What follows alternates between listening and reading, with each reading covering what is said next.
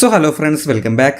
കഴിഞ്ഞ മാച്ചിൽ ചെന്നൈയിൻ എഫ് സിക്കെതിരെ ഒരു നല്ല വിജയത്തോടു കൂടി തിരിച്ചു വന്ന കേരള ബ്ലാസ്റ്റേഴ്സ് വന്ന അതേ സ്പീഡിൽ തന്നെ തിരിച്ചു പോയിരിക്കുകയാണ്. എഫ് സി ഗോവയ്ക്കെതിരെ ഒരു തോൽവി, ഗോൾ അടിക്കാതെയുള്ളൊരു തോൽവി. ഇത്രയും മാച്ചുകളിൽ എത്രയൊക്കെ ഗോൾ ഇങ്ങോട്ട് വഴങ്ങിയാലും ഒരു ഗോളെങ്കിലും നമ്മൾ അങ്ങോട്ടേക്ക് അടിക്കാറുണ്ടായിരുന്നു. പക്ഷേ ആദ്യമായിട്ട് സീസണിൽ ഒരു ഗോൾ അടിക്കാതെയുള്ളൊരു തോൽവി, 1-0 കേരള ബ്ലാസ്റ്റേഴ്സ് എഫ് സി ഗോവയോട് പരാജയപ്പെട്ട് വീണ്ടും ഒരു തോൽവി ഏറ്റുവാങ്ങിയിരിക്കുകയാണ്. ശരിക്കും ഈ സീസണിൽ വഴങ്ങിയിട്ടുള്ള ഒരുവിധപ്പെട്ട തോൽവികളെല്ലാം നമ്മൾ ചോദിച്ചു വാങ്ങിയ തോൽവികൾ പോലെയാണ് എനിക്ക് ഫീൽ ചെയ്തിട്ടുള്ളത്. നമ്മൾ പല മാച്ചുകൾ കഴിയുമ്പോഴും പോസിറ്റീവായിട്ട്, ഇപ്പോൾ നെഗറ്റീവ് റിസൾട്ട് ആണെങ്കിലും പോസിറ്റീവായിട്ടും കളിയിൽ കുറച്ചെങ്കിലും ഒരു ഇമ്പാക്ട് ഉണ്ടാവാറുള്ളത് കോച്ചിന്റെ ചേഞ്ചസ് ആണ്. നമ്മൾ അതിനെപ്പറ്റി എപ്പോഴും പറയാറുള്ളതാണ്. അതിന്റെ ഭാഗമായിട്ട് സമനിലയോ വിജയമോ കിട്ടിക്കഴിഞ്ഞാൽ അതിനെ പ്രൈസ് ചെയ്യാറുണ്ട്. പക്ഷേ ഈ മാച്ചിൽ ശരിക്കും കുറച്ച് കാര്യങ്ങൾ കണ്ടു കഴിഞ്ഞപ്പോൾ എന്തിന് എന്ന് പറയുന്ന ഒരു ചോദ്യമാണ് എനിക്ക് ഫീൽ ചെയ്തുള്ളത്. അതിൽ ഒന്നാമത്തെ കാര്യം സ്റ്റാർട്ടിംഗ് ലെവൻ.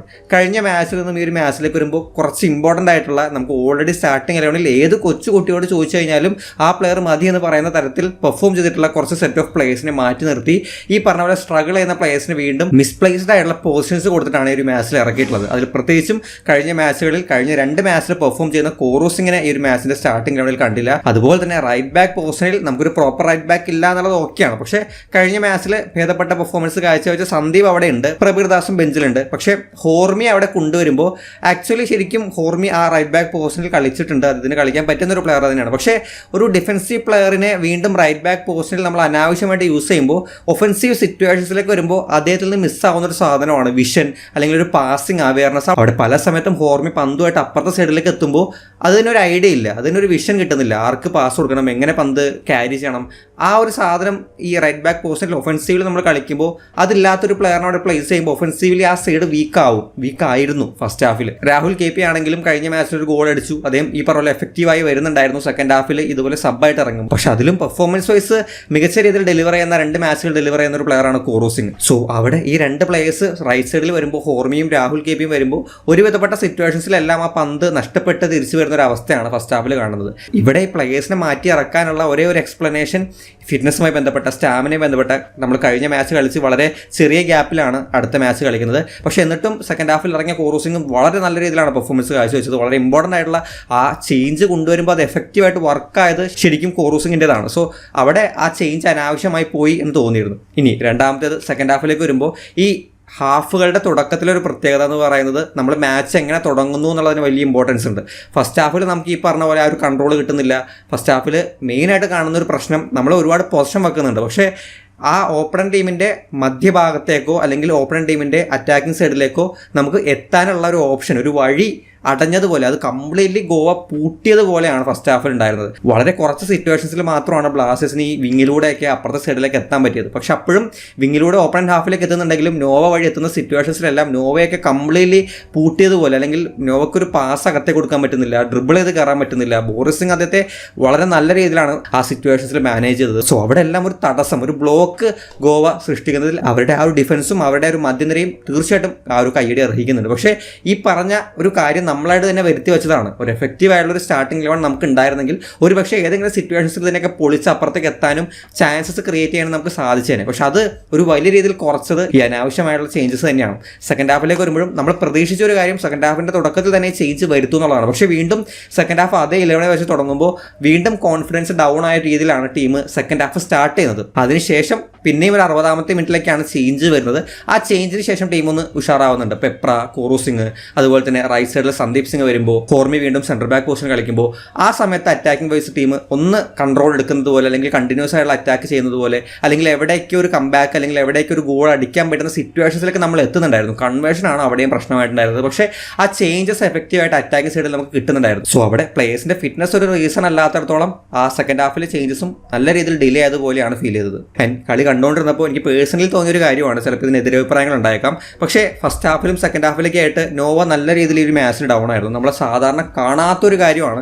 ആരൊക്കെ പെർഫോം ചെയ്തില്ലെങ്കിലും നോവയുടെ എന്തെങ്കിലുമൊക്കെ ഒരു സാധനം നമുക്ക് കിട്ടാറുണ്ട്. പക്ഷേ ഇവിടെ ഗോവ നോവയെ നല്ല രീതിയിൽ പൂട്ടിയതുകൊണ്ടാണോ, അല്ലെങ്കിൽ തുടക്കം തൊട്ടേ അധികം സ്ട്രഗിൾ ചെയ്യുന്നതുകൊണ്ടാണോ, അവിടെ പിന്നീട് ആ കോൺഫിഡൻസ് റീഗെയിൻ ചെയ്യാനോ പെർഫോമൻസ് വൈസ് ഒരു കംബാക്ക് നടത്താനോ ഫസ്റ്റ് ഹാഫിലോ സെക്കൻഡ് ഹാഫിലോ തുടക്കത്തിലോ ഒന്നും നോവയ്ക്ക് സാധിച്ചിരുന്നില്ല. സോ അവിടെ നോയ്ക്ക് ഒരു ചേഞ്ച് അത്യാവശ്യമായിരുന്നില്ല, അല്ലെങ്കിൽ പെപ്പർ വരുമ്പോൾ അവിടെ ഹേസൂസ് അത്യാവശ്യം നന്നായിട്ട് കൺട്രോൾ എടുത്ത് ഫസ്റ്റ് ഹാഫിലേക്ക് ഇറങ്ങി വന്ന് കളിക്കുന്നുണ്ടായിരുന്നു. സോ ഒരു ഡബിൾ സ്ട്രൈക്കർ പോസ്റ്റിലേക്ക് പോകുന്നതായിരുന്നില്ലേ, നോവയ്ക്ക് പകരമായിരുന്നില്ലേ പെപ്പർ വരേണ്ടിയിരുന്നത് എന്നുള്ളത് ആ ഒരു കളി കണ്ടുകൊണ്ടപ്പോൾ എനിക്ക് ഫീൽ ചെയ്തൊരു കാര്യമാണ്. ഇതിന് പകരമായിട്ട് എന്നാൽ നീ പോയി കളിക്കണമെന്നുള്ള കമന്റ് ആയിരിക്കും വരാൻ പോകുന്നത്. എന്തായാലും ഫിറ്റ്നസ് പരമായുള്ള പ്രശ്നമാണെങ്കിൽ അവിടെ ഒരു വിശ്രമം അനുവദിക്കുന്നതായിരുന്നു സെക്കൻഡ് ഹാഫിൽ നോവയ്ക്ക് നല്ലത് എന്ന് തോന്നുന്നുണ്ട്. എന്തായാലും പെപ്പർ വന്നതിന് ശേഷം അവിടെ വന്നിട്ടുള്ള ഒരു ചേഞ്ച്, അദ്ദേഹം കളിക്ക് കൊടുത്തിട്ടുള്ള ഒരു പേസ് അത് നല്ല രീതിയിൽ ഡിഫറൻ്റ് ആയിട്ട് വരുന്നുണ്ടായിരുന്നു. സോ ആ ചേഞ്ച്, ആ set of change, Peprah, Koro Singh, Sandeep Singh, ആ ഒരു 3 പേര് ഗ്രൗണ്ടിലേക്ക് വരുന്നതിന് ശേഷമാണ് ടീമിന് കുറച്ചുകൂടി ഒരു ഊർജ്ജവും കുറച്ചുകൂടി ഒരു അറ്റാക്കിംഗ് വൈസ് എവിടേക്ക് ഒരു കൺട്രോളും FC ഗോവയുടെ ബ്ലോക്കായി കിടക്കുന്ന ആ ഒരു തടസ്സങ്ങളൊക്കെ നീക്കി കുറച്ചുകൂടി എഫക്റ്റീവായിട്ട് ബ്ലാസ്റ്റേഴ്സിന് ഓപ്പണന്റിനെതിരെ ഒരു അറ്റാക്കിംഗ് കൺട്രോൾ, പൊസിഷൻ വൈസ് മാത്രമല്ല അറ്റാക്കിംഗ് വൈസ് ഒരു കൺട്രോൾ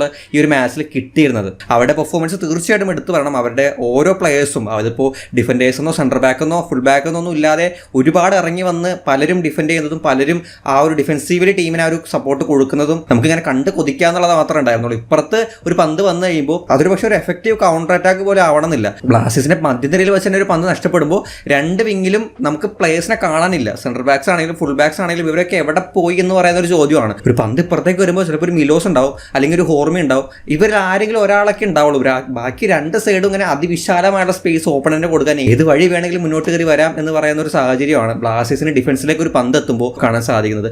അതേ രീതിയിൽ തന്നെ നമ്മൾ ആ ഒരു റൈറ്റ് സൈഡിൽ നവോച്ച നമ്മൾ കാണുന്നില്ല. ആ പന്ത് വരുമ്പോൾ ബോറിസ് സിംഗ് ആലോചിച്ച് ചിന്തിച്ച് സമയം എടുത്ത് ഷോട്ട് എടുക്കാൻ പറ്റുന്ന എല്ലാ വിധത്തിലുള്ള ഒരു സാഹചര്യവും ബോറിസിന് അവിടെ ഉണ്ടായിരുന്നു. സോ ഇത് തിരിച്ച് നമുക്ക് ഉണ്ടായിരുന്നില്ല. സോ ഈ പറഞ്ഞ സംഭവം ഡിഫൻസിലേക്ക് ഒരു പന്ത് വരുമ്പോൾ അത് കഴിഞ്ഞ മാച്ചിലും ഉണ്ടായിരുന്നു. പക്ഷേ കഴിഞ്ഞ മാച്ചിൽ നമ്മൾ ആ ഒരു ഒഫൻസീവ് കൺട്രോൾ വെച്ചിട്ട് നമ്മൾ ഗോളുകൾ അടിച്ചു. പക്ഷേ ഇവിടെ ഒഫൻസീവ് കൺട്രോളും ഇല്ല, ഇപ്പുറത്തെ ഡിഫൻസീവിൽ എറേഴ്സും വന്നു. സോ ഇതാണ് ഈ ഒരു മാച്ചിൽ ഉണ്ടായിരുന്ന മെയിൻ ആയിട്ടുള്ള ഒരു ഡിഫറൻസ് ആയിട്ട് എനിക്ക് ഫീൽ ചെയ്തത്. ആൻഡ് ഇതിനൊക്കെ പുറമെ വീണ്ടും ഇൻകൺസിസ്റ്റന്റ് ആയിട്ടുള്ള പെർഫോമൻസ്, നമ്മൾ മാറി അല്ലെങ്കിൽ ആ ദോഷം മാറിയെന്ന് വിചാരിച്ച് ഇൻഡിവിജ്വൽ മിസ്റ്റേക്സ് ഈ മാച്ചിൽ തിരിച്ചു വരുന്നുണ്ട്. കഴിഞ്ഞ മാച്ചിൽ ഒരു ക്ലീൻ ഷീറ്റോട് കൂടി ആ ഒരു വിജയം നേടിയെടുത്ത സച്ചിൻ വീണ്ടും ഒരു പിഴവ്, അദ്ദേഹത്തിൻ്റെ ഒരു പിഴവിലൂടെ നമ്മൾ വീണ്ടും ഗോൾ വഴങ്ങുകയാണ്.